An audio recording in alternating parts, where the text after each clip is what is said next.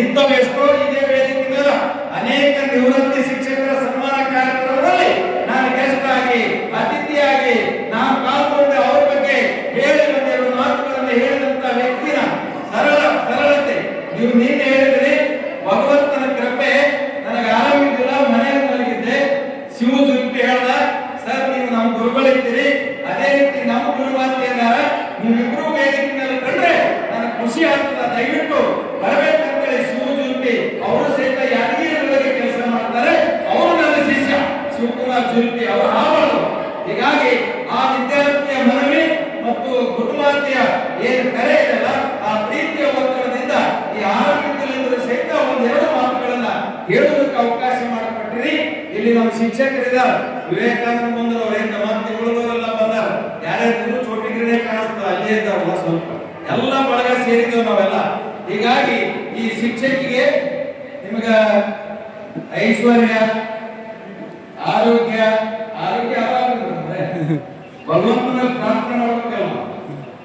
ನಿವೃತ್ತಿ ಆಗಲ್ಲ ಬಹಳ ದಿನ ಅಂತಾರ, ನಿಮ್ಗೆ ಐಶ್ವರ್ಯ, ಆರೋಗ್ಯ, ಸಂತೃಪ್ತಿ ಎಲ್ಲ ಕೊಟ್ಟಿ ಭಗವಂತ ಕಾಪಾಡಿ ಅಂತ ಎಲ್ಲರೂ ಭಗವಂತರೆಲ್ಲ ಆರೈಕೆ ಮಾಡ್ತಾರ.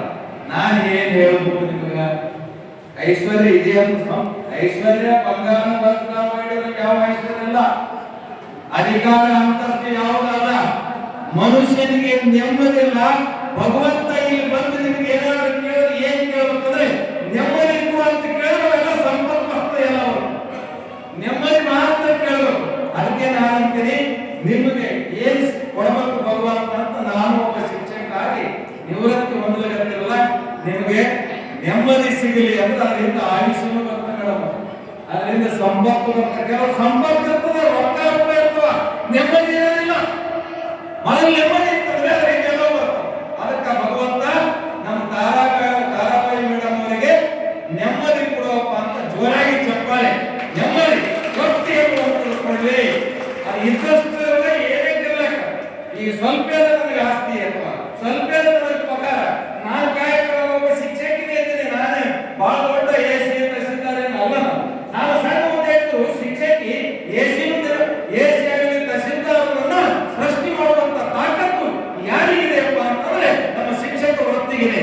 ಅದಕ್ಕಾಗಿ ಶಿಕ್ಷಕರ ಅನ್ನೋದು ಪೂರ್ವ ಜನ್ಮದ ಪುಣ್ಯ. ನೀವು ಪೂರ್ವ ಜನ್ಮದ ಪುಣ್ಯದಿಂದ ನಿಮ್ಮ ಪೂರ್ವಜ ನೋಡಿ, ನಿಮ್ಮ ಪುಣ್ಯರು ನೀವೇನು ಪುಣ್ಯದ ಕೆಲಸ ಮಾಡಿದ್ರೆ ಹಿಂದಿನ ಜನ್ಮದಲ್ಲಿ ಇವತ್ತು ಶಿಕ್ಷಕಿಯಾಗಿ ನೀವು ಏನ್ ಬಂದಿರಿ ಭೂಮಿ ಮೇಲೆ, ನಮ್ಮ ಆವಿಷ್ಯಕ್ಕೆ ಇರೋ ಮೂಲಕ ಈ ಜಾಗ ಕಾರ್ಯ ಮಾಡಬೇಕು ನಾವೆಲ್ಲ. ಯಾಕಂದ್ರೆ ಇರೋ ತನಕ ಇದು ನನ್ನ ಜಾತಿ, ಇದು ನಿನ್ನ ಜಾತಿ, ಇದು ನಮ್ಮವರು, ಇದು ನಮ್ದು ಅಂತ ಅಂತೀವಲ್ಲ, ಅದು ಎಷ್ಟರ ಮಟ್ಟಿಗೆ ಇರ್ಬೇಕಂದ್ರೆ ಬಹಳ ಇರುವಂತ ವ್ಯಾಮೋಹ. ಆ ವ್ಯಾಮೋಹ ಇತ್ತಂದ್ರೆ ನಾವು ಶಿಕ್ಷಕ ವೃತ್ತಿಗೂ ಗೌರವ ಕೊಡಕ್ಕಾಗೋದಿಲ್ಲ.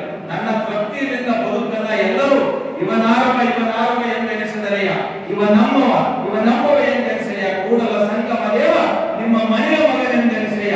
ಈ ಭಾವನೆಯನ್ನ ಬರಬೇಕ್ರಿ. ಇದು ಬಂತಂದ್ರೆ ಅವರು ಲಿಂಗಾಯತರು, ಲಂಬಾಣಿ, ಇವರು ಅಥವಾ ಇವರು ಪೊಲೀಸ್ ಸಮಾಜ ಎಲ್ಲ ಹೋಗ್ಬಿಡ್ತಾವ. ಅವಾಗ ಏನ್ ಬರ್ತಂದ್ರೆ ಮನುಷ್ಯತ್ವ ಬರ್ತದ. ಮನುಷ್ಯತ್ವ ಇರುವಂತ ಒಬ್ಬ ಶಿಕ್ಷಕಿ ಇವತ್ತು ನಿವೃತ್ತಿ ಆಗಲಿರುತ್ತಲ್ಲ, ಇದು ನನಗೆ ಬಹಳ ಖುಷಿ. ಅವರ ವೈಯಕ್ತಿಕವಾಗಿ ನನಗೆ ಸಾಕಷ್ಟು ವಿಚಾರಗಳನ್ನ ನಮ್ಮೆಲ್ಲ ಬಳಗದಿಂದ ಕೇಳೀನಿ. ಬಹಳ ಒಳ್ಳೆಯ ಶಿಕ್ಷಕಿದ್ದಾರೆ. ಮುಂದಿನ ಜೀವನ ಒಳ್ಳೆಯದಾಗಲಿ.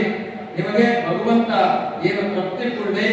ಎಲ್ಲವನ್ನ ನೀವು ಸಮಾಧಾನದಿಂದ ಸಮಚಿತ್ತದಿಂದ, ಇಲ್ಲಿ ಬಹಳ ಜನ ಬಂದಾರ ಅಂತ ನಾನು ಅನ್ಕೊಂಡಲ್ಲ. ಇಲ್ಲಿ ಬಸವನಗರ ಎಲ್ಲ ಬಂಧುಗಳು ನಮಗೆ ಪರಿಚಯ ಇಲ್ಲ. ನಿಮ್ಮ ಜನಾಂಗದ ಎಲ್ಲ ಇರುವಂತ ನಮ್ಮ ಶಿಷ್ಯ ಬಳಗ ಅಲ್ಲ.